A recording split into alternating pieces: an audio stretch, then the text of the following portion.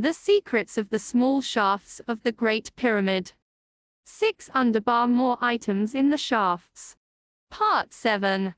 In continuation of the previous video. The fact that the attempt to explore the shafts was made by Dickson and Grant is indirectly proven by an illustration from a book published in 1880 called The Egyptian Pyramids: An Analysis of a Great Mystery, by Everett W. Fish, in which the Queen Chamber shafts were drawn at different lengths.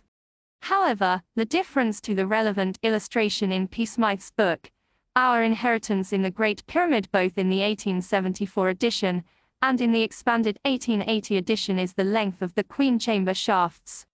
The different representation of the Queen Chamber shafts in the Smith and Fish illustrations remains an interesting fact.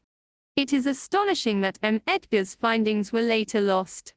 Even R. Gantenbrink, who only mentions the Edgar brothers once on his website in connection with measurements, did not know much about their activities at the time, as the following statement on his website shows. In 1872, Wayman Dickson found and chiseled open the lower ends of the shafts, which had been invisible until then. In his diary and in unpublished letters to Piazzi Smith, Royal Observatory, Edinburgh Archives, Dickson places great importance on the lower shafts and mentions that he was on the verge of a great discovery. After that, the shafts received no further attention, except for angle measurements carried out by Petrie, WMF, 10 years digging in Egypt, New York, until 1992. Here is Gantenbrink's reference to the Edgar brothers. I have produced a three-dimensional model for this on the CAD system AutoCAD. It contains the measurement results of Petrie, Maragliaio and Rinaldi, the Edgar brothers, and the data I ascertained for myself in 1992 and 1993. While examining the blocking stone with the Pyramid rover, shortly after 10 p.m. on September 8, 2002, an approximately 6.5 mm long piece of the right metal pin broke off because it had been touched by the rover's top rubber escape wheel. So if the length of the south shaft up to the blocking stone was determined in 1928, it is very likely that the metal rod used broke off the left metal pin. Edgar suspected that rubble was blocking the top of the shaft and therefore, he couldn't get to the outside of the pyramid.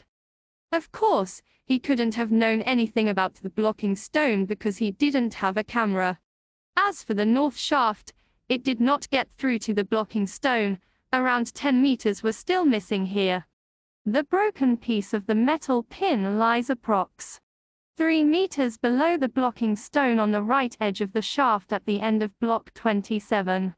It was recorded by Opiaut 2 as it traveled through the south shaft. It slipped so far down because of the polished shaft in the immediate area in front of the blocking stone. There is no report as to whether the broken piece of metal pin found in the south shaft of the Queen's Chamber was recovered and subjected to material identification. The image opposite shows the northern blocking stone of the Queen's Chamber, which the Pyramid rover first reached on September 19, 2002, on the penultimate day of the last mission.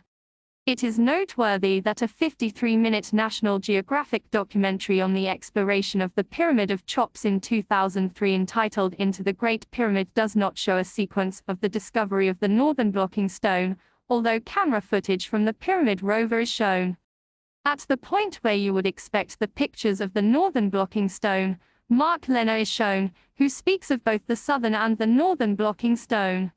Why do you leave out the most interesting images from your documentation?